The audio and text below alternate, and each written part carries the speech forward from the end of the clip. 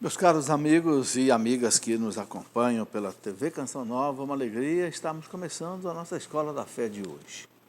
Vamos continuar conversando um pouco sobre esse documento tão importante do Papa Francisco, a exortação apostólica sobre a família, fruto de 2 sínodos sobre a família, portanto, algo muito importante, muito substancial, que nós queremos meditar um pouco mais nessa noite. Semana passada já estivemos aqui com o padre José Eduardo, analisando os pontos talvez mais delicados da exortação apostólica, Amoris Laetitia, né? Mas nós queremos ainda analisar mais alguns assuntos, porque a exortação é muito vasta, né? São mais de 300 longos parágrafos, então é preciso a gente analisar alguns pontos também com um pouco mais de cuidado. Muito bem, mas vamos começar rezando, pedindo ao Divino Espírito Santo que nos ilumine, nos guie, nos assista neste programa.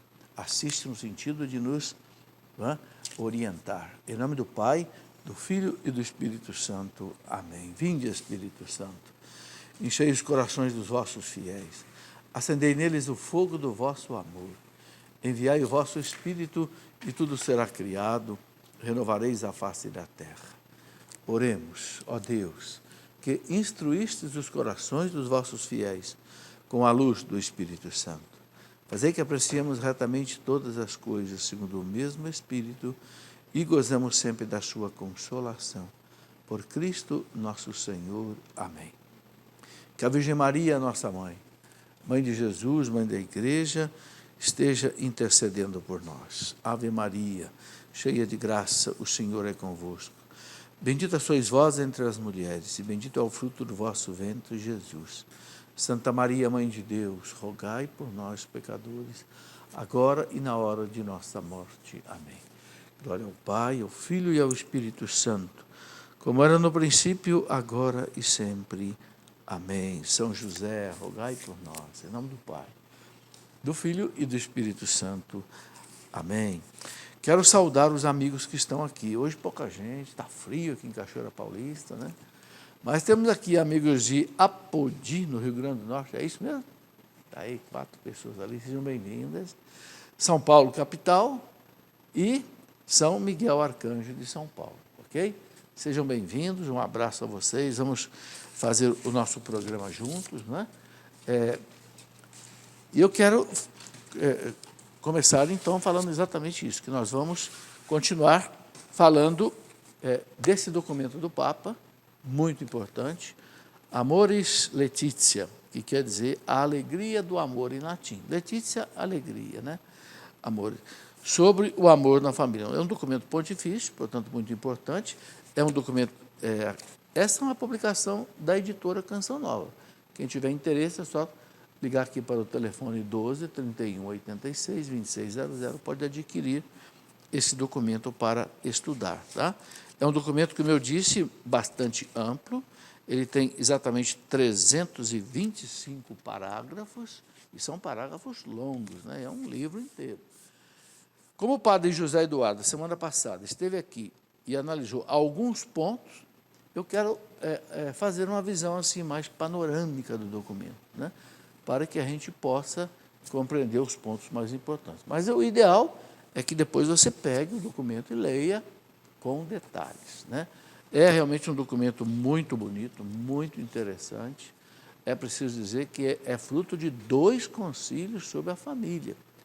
No ano de 2014, né, teve um sínodo sobre a família, né, depois, no ano de 2015, outro, e o Papa juntou todas as conclusões que os bispos mandaram para ele e escreveu. Então, não é um documento só do Papa Francisco, é um documento da Igreja, dos bispos que estiveram nos 2 sínodos, e o Papa colheu as informações e escreveu essa exortação apostólica. Muito bem.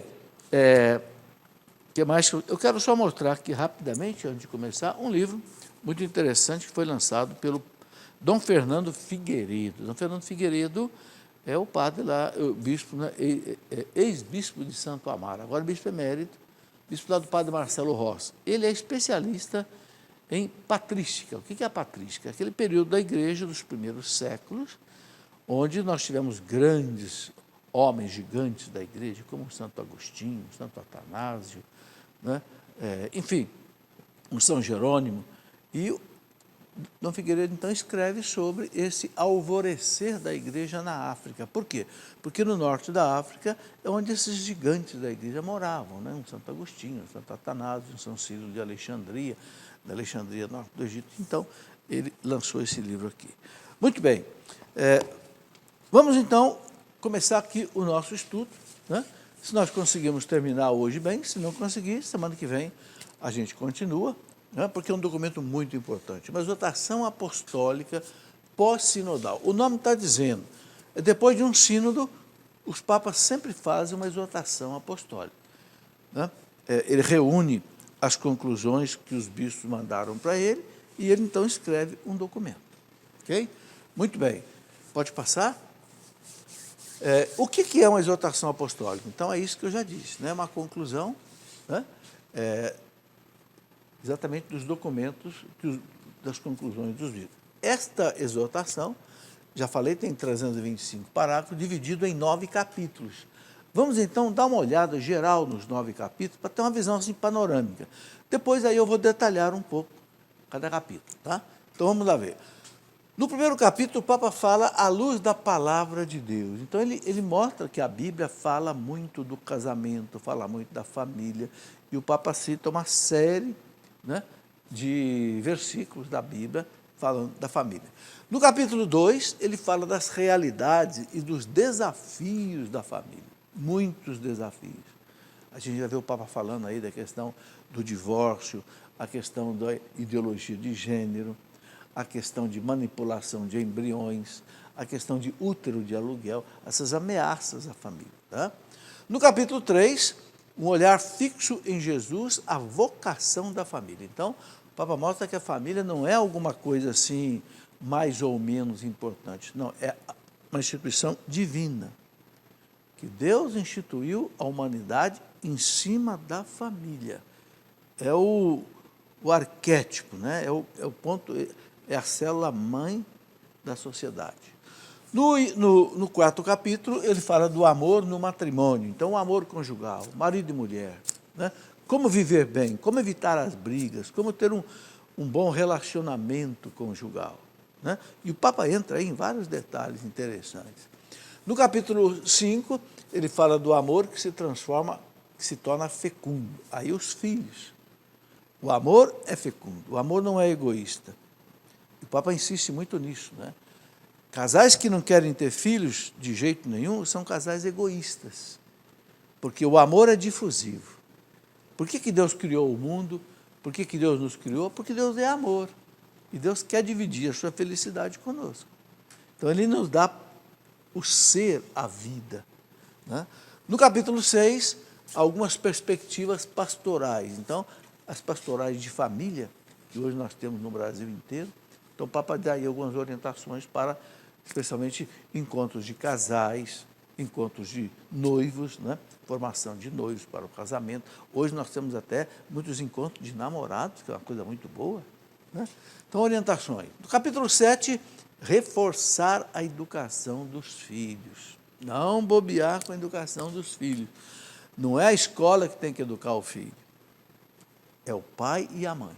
É a família que tem que educar o filho em primeiro lugar. A escola ajuda, a igreja ajuda, mas é em casa que deve começar a educação dos filhos. Capítulo 8, acompanhar, discernir e integrar a fragilidade. Aí o Papa trata daqueles assuntos mais difíceis, né? Especialmente casais de segunda união, casais que só casaram no civil, né? E o Papa coloca aí 2 palavras básicas. Primeiro, acolher. Não condenar ninguém. Não excomungar ninguém. Acolhe. Segundo, fazer o discernimento. Caso a caso. O Papa não fala em lugar nenhum do documento, olha, o casal pode comungar. O Papa diz o seguinte, tem que analisar caso a caso. Porque ele diz, pode haver casais que não estejam em pecado mortal, impedidos, né, de estar na graça de Deus. Ora, se não está em pecado mortal, então pode comungar. mas ele não coloca, ele não explica caso por caso. Ele pede que os confessores façam um discernimento muito profundo, porque os casos são muito variados. O Papa fala diferente, um casal novo, divorciado, separado, e um casal que já está aí vivendo 20 anos junto, né? Segunda união, já tem filhos, tem tudo, não tem condição de separar. Né? E cita o catecismo que diz que em certos casos pode haver atenuantes, pode haver agravantes, pode haver condicionamentos que às vezes possam até eliminar a culpa. É um negócio complicado, né? Que cada sacerdote vai ter que ter, porque o Papa não está abrindo nenhuma, né, assim, exceção que possa atender todo mundo, não. Bom, no item 9, o Papa fala da espiritualidade conjugal e da família. Claro, a vida espiritual da família, a vida espiritual do casal, a vida de oração, a vida de sacramento, a vida de meditação da palavra de Deus, né? Essas coisas todas. Ok? Então, aí, um panorama, uma visão assim de águia, vamos dizer, dos 9 capítulos da exortação. Agora, vamos detalhar um pouco, né? No primeiro capítulo, ele fala da palavra de Deus. Então, o Papa diz o seguinte: recorda que a Bíblia aparece cheia de famílias, gerações, histórias de amor e de crises familiares. É verdade. A Bíblia é a história do povo judeu no Antigo Testamento. E, claro, Abraão, Isaac, Jacó, tudo são famílias, né?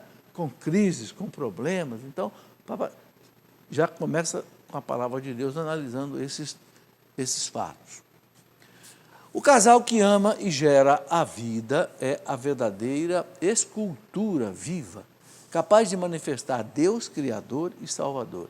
Por isso, o amor fecundo chega a ser o símbolo das realidades íntimas de Deus.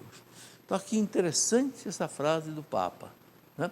Evidentemente, quem está me acompanhando tem que entender o seguinte, não dá para eu colocar todo esse documento aqui, né? Que nessa publicação aqui tem mais de 200 páginas, não dá para eu colocar tudo ali.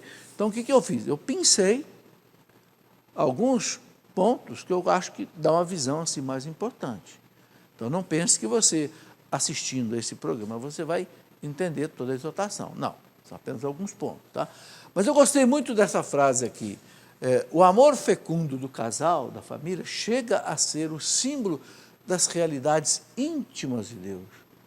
A realidade íntima de Deus é o amor, né? E esse amor vivido na família, no casal, espelha essa realidade íntima de Deus. Então, o que o Papa mostra? Que não somos só nós que fomos criados à imagem e semelhança de Deus, também a família. Por quê? Porque Deus é uma família. Deus não é uma pessoa só, Deus são 3 pessoas. É um só Deus, uma só natureza, uma só essência, uma só substância. Mas Deus são 3 pessoas. Que vive o quê? Que vive o amor. E vive um amor fecundo, que criou o mundo, gera os filhos. Então, a família, de certa forma, reproduz essa realidade íntima de Deus. A gente vê a importância da família, né? Bom, vamos lá. O Papa fala da questão do individualismo e da diminuição demográfica, né? Trata dos temas dos desafios das famílias. Bem, aqui ele já coloca 2 desafios. O individualismo. Muita gente hoje não quer nem casar, quer viver sozinho, não. Claro, evidentemente, há pessoas que não têm vocação para o casamento. Tudo bem, ninguém é obrigado a se casar. Mas, quando a pessoa não quer se casar por egoísmo, porque ela quer gozar da vida sozinho, né? Não, casar não, porque casar eu vou ter que manter um lar, eu vou ter que manter filhos, vou ter que trabalhar, vou ter que acordar de noite, né? Então o Papa fala desse egoísmo individualista, que é uma coisa que faz mal para a família. E depois ele fala da questão, né, da demografia, né? Os casais que não querem ter mais filhos. Todo mundo sabe que hoje isso aí é um problema enorme no mundo, né? Enorme. Todo mundo sabe que, para que uma nação mantenha a população, tem que ter 2 filhos por casal, no mínimo. Por quê? Porque se morre o casal, deixou 2 filhos, a população continua. Na verdade, é 2,1. Por quê? Porque aquelas pessoas que não se casaram, não tiveram filhos, então, na média, 2,1. Quantos países hoje na Europa, por exemplo, têm 2,1 filhos por casal? Nenhum.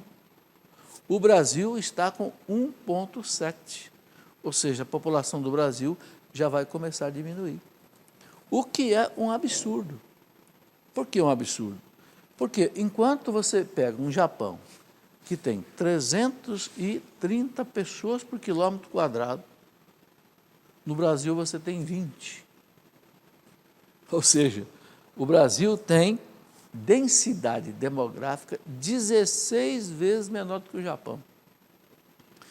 E o Japão tem muito mais desenvolvimento que o Brasil, tem muito mais saúde que o Brasil, tem muito mais educação que o Brasil. Houve aquele tsunami tremendo lá no Japão, né?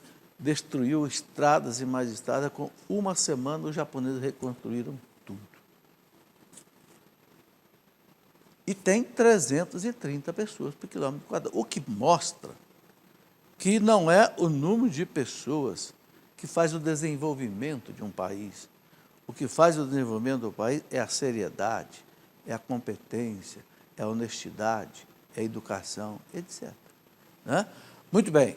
Então, essa política de que não, vamos diminuir o número de pessoas para que o país se desenvolva, é uma balela. Né? Os demógrafos já mostraram que isso não é verdade. Bom, existe o perigo representado pelo individualismo exagerado, como eu falei, o Papa dizendo, que faz prevalecer, em certos casos, a ideia de um sujeito que se constrói segundo seus próprios desejos assumidos em caráter absoluto. Quer dizer, é o egoísmo. Eu só olho para mim, eu só olho para os meus desejos. Não importa o resto. Não importa a nação, não importa o que a igreja fala, não importa os outros, eu só olho para mim. Só enxergo a ponta do meu nariz, mais nada. É um problema sério, o Papa coloca isso. Tá? O perigo da queda demográfica que eu falei. Demografia é, né, a quantidade de pessoas de um país, devido a uma mentalidade antinatalista. Essa mentalidade antinatalista, João Paulo II já falava, Bento XVI já falava, né? Promovida pelas políticas mundiais de saúde reprodutiva. Essas políticas mundiais de saúde reprodutiva, bom, eu quero chamar a sua atenção, toda vez que aparecer entre aspas aqui, ó, é citação direta do Papa, ok? Então, apareceu entre aspas, é citação do Papa. Então, ele fala das políticas mundiais de saúde reprodutiva. Essa saúde reprodutiva, muitas vezes, é usada como sinônimo de aborto. Ah, saúde reprodutiva da mulher. Então, a mulher tem direito de abortar, tem direito de controle de natalidade de qualquer jeito, tem direito à laqueadura, tem direito de vasectomia, etc. São essas políticas que o Papa fala, né? Mundiais, incentivadas, inclusive, pelos organismos internacionais, tipo ONU, tipo Fundação Rockefeller, Fundação Ford, Companhia Limitada. Bem, aí o Papa diz, olha, entre aspas, citação do Papa, a Igreja rejeita, com todas as suas forças, as intervenções coercitivas, quer dizer, forçadas do Estado, em favor da anticoncepção. O Estado obrigando, né, fazer o controle da natalidade na marra, da esterilização, inclusive do aborto. Né? Recorda o Papa. Quer dizer, a Igreja rejeita com todas as suas forças o Estado querer impor à população um controle drástico da natalidade por vasectomia, por aborto, coisas desse tipo. Ok? Bem, vamos para o nosso intervalo e a gente já volta aqui para continuar esse nosso estudo.